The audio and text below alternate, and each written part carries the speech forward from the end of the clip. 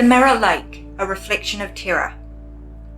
The sun hung low in the sky, casting a golden glow over the tranquil surface of Mirror Lake. As promised, the water was so clear it reflected the dense pine forest and distant mountains as though they were painted on glass. A group of 5 friends, Mark, Jenna, Ethan, Sophie and Lurks, had come for a weekend getaway, eager to escape the pressures of work and city life. The air was crisp, and the serene beauty of the lake immediately set them at ease. "Look at that view," Sophie marvelled, snapping pictures with her phone. "It's like we're standing on the edge of another world." Lucas grinned as he skipped a stone across the water, watching the ripples distort the perfect reflection. "This place is insane. Why haven't we done this before?" They spent the day swimming, fishing and lounging by the shore. The water was cool and refreshing, and they laughed easily, the troubles of the real world far behind them. But as the sun dipped lower and shadows stretched across the ground, something strange began to happen. It started with the fish. Jenna, who had been sitting on the dock with her feet in the water, yelped and jerked back, her eyes wide. "Something just bit me." Mark chuckled. "Probably just a little fish. Nothing to worry about." But when Jenna pulled her leg out of the water, her ankle was bleeding.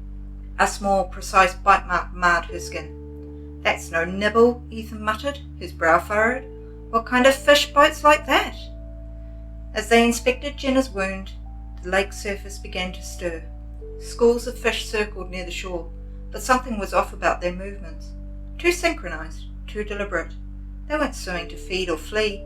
They were watching. The group exchanged uneasy glances. "It's getting late," Sophie said, her voice wavering. "Maybe we should head back to the cabin." They packed up quickly and began walking the narrow trail that led away from the lake. The path wound through dense woods, but with each step the feeling of being watched grew stronger. Jenna limped slightly, the pain in her ankle radiating through her leg. Ethan stayed close by her side, his face set in concern. Then came the birds. At first it was just a few, darting through the trees and swooping low over their heads, but soon more appeared. Flocks of crows, their black eyes gleaming with unnatural intelligence. They cawed loudly, circling the group and diving at them, forcing the friends to wave their arms and duck in panic. "What the hell is going on?" Lucas shouted, his voice rising in panic. "They're trying to keep us here," Jenna whispered, her voice tight with fear. Sophie shook her head, eyes wide with disbelief. "That's ridiculous! They're just birds!" As if in response to her skepticism, one of the crows dived at her, claws outstretched. It grazed her cheek, leaving a thin red line. Sophie screamed, and they all broke into a run, heading deeper into the woods. But no matter how far they ran, they found themselves back at the lake's edge. The trees seemed to shift around them, guiding them in circles. The reflection in the water shimmered unnaturally, almost as though the lake itself was watching. "This can't be happening," Mark panted, staring out at the water in disbelief. "How are we back here?" Suddenly the ground beneath them trembled, and a low hum filled the air. The insects, which had been eerily quiet, emerged from the underbrush in swarms. Mosquitoes, wasps, beetles, all converging towards the group. They buzzed around them relentlessly, biting and stinging, forcing the friends closer to the water. "It's the lake," Jenna said, her voice trembling. "It's controlling them. It doesn't want us to leave." Mark looked at her, fear and confusion clouding his face. "That's impossible." Ethan shook his head. "Look around, Mark. The animals, the insects, even the lake itself. It's like they're all connected." A loud splash erupted from the lake, and the water began to churn. The fish leapt from the surface, their sharp teeth flashing in the fading light. The once tranquil lake now seemed alive, as if possessed with some dark, malevolent force. "We need to go now," Lucas shouted, grabbing Sophie's hand. They bolted along the shore, the others following close behind, but the animals gave chase. The birds swooped lower, the fish thrashed in the water, and the insects buzzed angrily, driving them towards the heart of the lake.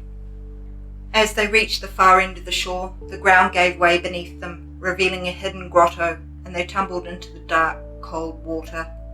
The reflection above rippled and shifted, showing not their own images, but twisted, distorted versions of themselves, eyes hollow, mouths agape, like figures trapped beneath the surface.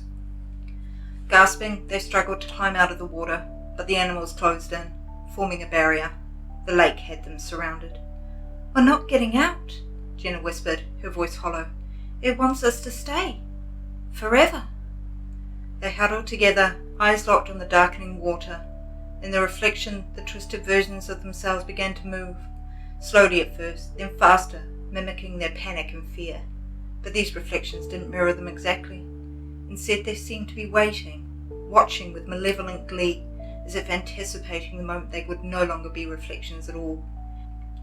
Ethan took a step toward the water, his voice barely audible. Maybe if we stop fighting it." "No!"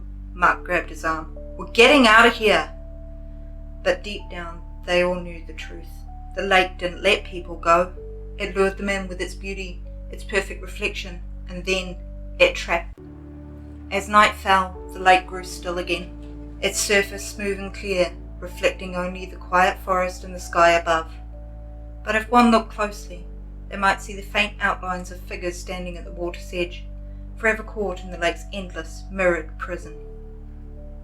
If you were captivated by the haunting secrets of Mirror Lake, be sure to hit that like button and subscribe for more eerie tales of supernatural terror and spine-chilling mystery. Don't forget to turn on the notification bell so you never miss a journey into the unknown. Stay safe and beware of what lurks in the water.